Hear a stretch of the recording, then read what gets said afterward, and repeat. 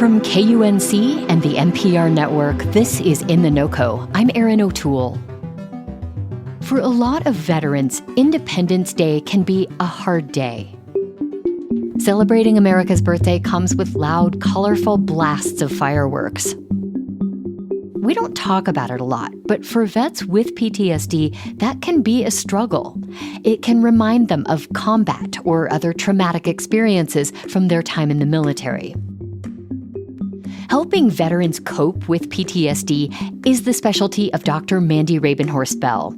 She's the PTSD program manager with the VA healthcare system serving Eastern Colorado. She's based in Aurora. Today, we're listening back to a conversation I had with her ahead of Independence Day last year. She spoke with me about what the 4th of July is like for those with PTSD and how friends and family can help support them. Mandy, how did you get started working with veterans coping with PTSD and trauma? I have long been interested in kind of how people develop coping skills and how we learn to move through life. And early in my graduate school training, got interested in the impact of trauma and negative life experiences. And that led me to working with veterans during my internship. And I was really blown away by the resilience and the courage and the hard work of veterans who've been through some of the worst experiences that life has to offer, and their willingness to move toward those experiences in order to engage in a more meaningful life with the people they love. I imagine July 4th is a bittersweet day for many veterans with PTSD. They probably loved the 4th of July as a kid. They take a great deal of pride in their service, but they can't actually enjoy all aspects of that day. Do you meet a lot of veterans with stories like that? We do. And in the treatment that we offer, we often have veterans who describe regretfully dreading this time of year, and that although they love the celebration and maybe used to find this a very joyful time of year, now don't, and find that they no longer kind of approach it with the same sense of joy and wonder as they once did. And sometimes that can look like avoiding gatherings, avoiding fireworks displays, not wanting to be around the loud, the crowds of people, the loud noises, the sights and smells of fireworks. It must be really painful for them. I think so. And it's not unusual for people to maybe to look at themselves and feel like there's something wrong with them, or that they're broken, or maybe they're weak, when really it's their brain is responding in a particular way to those danger cues that are happening in the midst of a fireworks celebration.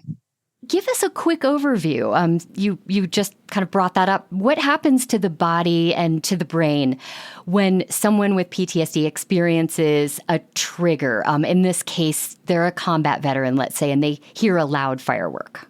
Yeah, I think it's important to know that all of us have our brain has a well-built and very effective threat response system. So one part of our nervous system that's designed to activate in response to threat. Many of us might be familiar with the fight or flight system. And so, for instance, when we hear a loud noise, our nervous system can respond quickly to help us either be ready to fight by moving aggressively toward a threat with the goal of eliminating it, or to flee. And when the system's working as designed, we also maintain the ability to kind of check in and see if that threat, that potential threat, is a real threat, and to be able to tell our nervous system, like, hey, it's okay. That loud noise was a firework, or it was the wind blowing the door shut, something like that, that allows us then to engage the down-regulating part of our nervous system that helps us kind of get back to baseline. How do you recommend someone with trauma prepare themselves for a day like Independence Day? I think there are a number of things that folks can do. One is to do your best to continue to engage your thinking brain, right? So one of the ways we can do that is through kind of attending to our surroundings, kind of paying attention, reminding ourselves, I'm not in danger, I'm okay.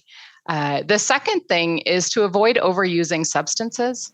I know sometimes celebrations like the 4th of July, people are likely to maybe indulge a bit. Sometimes indulging in an extra way or overusing substances, even in an attempt to numb or to try to downregulate, can have the effect of also numbing the thinking part of our brain that helps us evaluate threat in a more effective and accurate kind of way. And don't assume veterans are fragile, right? Right. Yeah, I think, veterans are a diverse group of people. And so not everyone who's experienced trauma has levels of symptoms of PTSD that are as impactful. Some folks do, but not everyone does. And I think even folks who have PTSD do also have an incredible amount of resilience and strength as well. And so not assuming that folks need to be protected or babied or can't cope as well. And oftentimes there's a great deal of strength and resilience.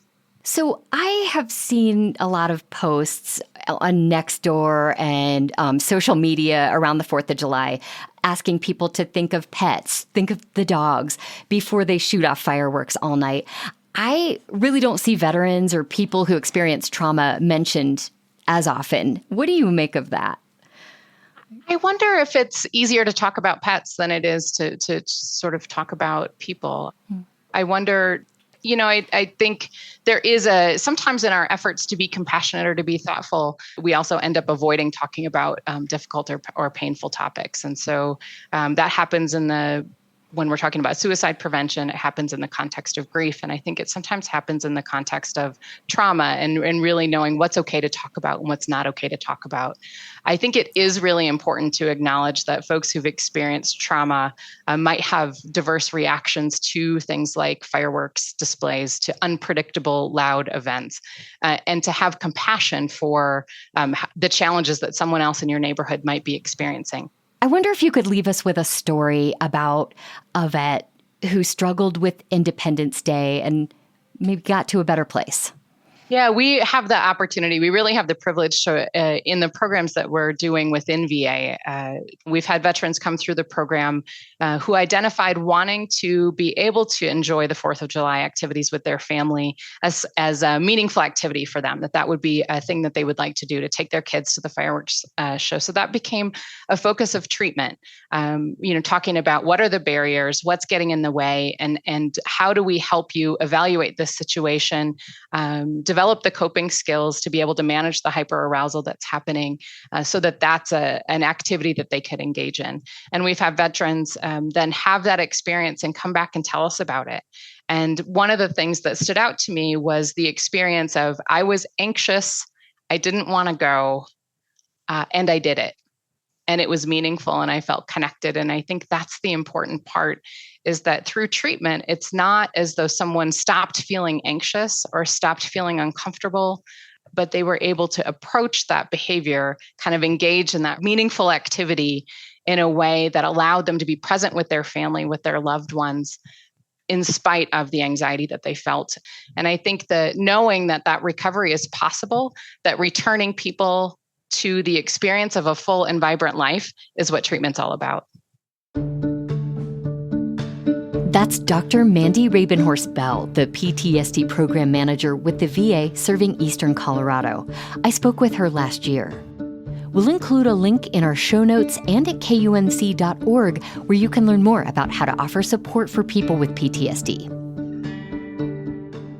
That's it today for In The NoCo. I'm Erin O'Toole. Thanks so much for listening and have a safe and happy 4th of July.